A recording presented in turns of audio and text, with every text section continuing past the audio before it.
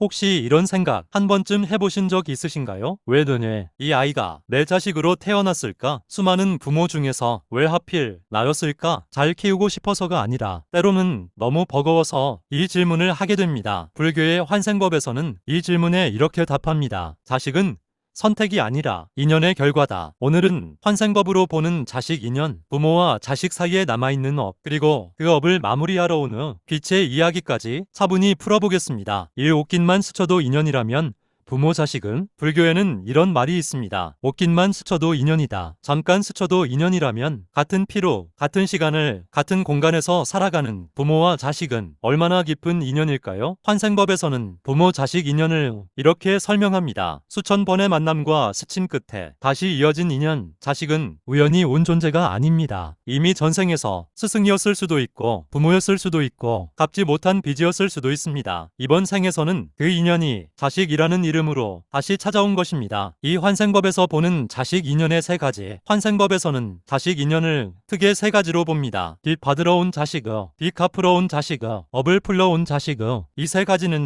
좋고 나쁨의 구분이 아닙니다. 역할의 차이입니다. 오늘은 많은 부모가 가장 궁금해하는 빚 받으러 온 자식과 빚 갚으러 온 자식을 중심으로 이야기를 이어가 보겠습니다. 산빚 받으러 온 자식의, 먼저 빚 받으러 온 자식입니다. 이런 아이들 떠오르시나요? 키우기 상대적으로 수월하고 큰 탈 없이 자라고 부모에게 기쁨과 보람을 주는 아이는 환생법에서는 말합니다. 이 아이는 전생에서 부모에게 은혜를 베푼 인연, 그래서 이번 생에서는 사랑을 받는 것이 너무 자연스럽습니다. 이 아이는 부모의 삶에 무거운 업을 만들지 않습니다. 대신은 흐뭇으냐 따뜻한 순환을 남깁니다. 부모에게 내가 잘 살고 있구나 라는 확인을 주는 존재이기도 합니다. 사비 갚으러 온 자식의, 그리고 많은 부모를 울게 만드는 이야기, 빚 갚으러 온 자식입니다. 유독 키우기 힘들고 부모의 마음을 시험하듯 행동하고 걱정과 눈물을 안겨주는 아이는 이 아이를 둔 부모는 자주 이렇게 말합니다. 왜 이렇게 힘들까? 내가 뭘 잘못했을까? 하지만 환생법에서는 전혀 다르게 말합니다. 이 아이는 부모의 업을 갚으러 온 존재, 전생에서 남긴 빚, 미처 책임지지 못한 감정, 외면했던 선택들이요, 이번 생에서 자식의 모습으로 돌아온 것입니다.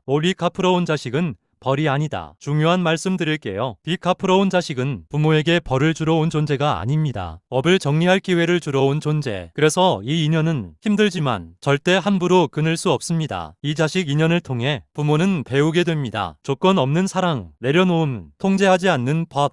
이 배움이 끝날 때 업도 함께 가벼워집니다. 그 자식 인연은 끊을 수 없을까? 사람 인연은 정리할 수 있어도 자식 인연은 끊을 수 없습니다. 왜일까요? 환생법에서는 이렇게 말합니다. 자식 인연은 환생을 약속하고 온 인연, 그래서 피로 맺어졌고 그래서 도망칠 수 없습니다. 하지만 집착으로 이어갈 필요도 없습니다. 사랑과 집착은 전혀 다른 것입니다. 7환생법에서 말하는 부모의 역할, 환생법에서 말하는 부모의 역할은 의외로 단순합니다. 바꾸려 하지 말 것, 대신 책임질 것, 대신 살아주지 말 것 등. 부모는 자식 인생의 해결사가 아니라 업을 풀 수 있도록 지켜봐주는 존재입니다. 이걸 깨닫는 순간 부모의 업도 함께 풀리기 시작합니다. 탈자식별 환생 인연의 차이. 이제 많은 분들이 가장 궁금해하는 이야기, 자식의 순서에 따른 환생 인연의 차이입니다. 첫째, 아양, 업을 갚으러 온 인연. 첫째는 부모와 가장 깊은 전생 인연을 가진 존재입니다. 전생에서 부모였거나 보호자였거나 빚을 주고받은 관계. 그래서 첫째는 태어나자마자 부모 인생을 바꿉니다. 더 엄격해지고 더 불안해지고 더 책임감이 무거워지는 이유, 업을 함께 정리하러 왔기 때문입니다. 둘째, 아양, 조율하러 온 인연. 둘째는 집안의 흐름을 맞추러 온 존재입니다. 눈치가 빠르고 분위기를 읽고 중재자 역할을 합니다. 전생에서 형제의 동료 중재자 인연이 많습니다. 그래서 정서적으로는 부모에게 가장 편한 자식이 되기도 합니다. 막내 아이은, 빛을 들고 온 인연. 막내는 업을 갚으러 온 존재가 아니라 복과 빛을 나누러 온 인연인 경우가 많습니다. 웃음이 많고 분위기를 밝히고 이유 없이 사랑스럽게 느껴집니다. 막내를 키우며 부모는 이런 감정을 느낍니다.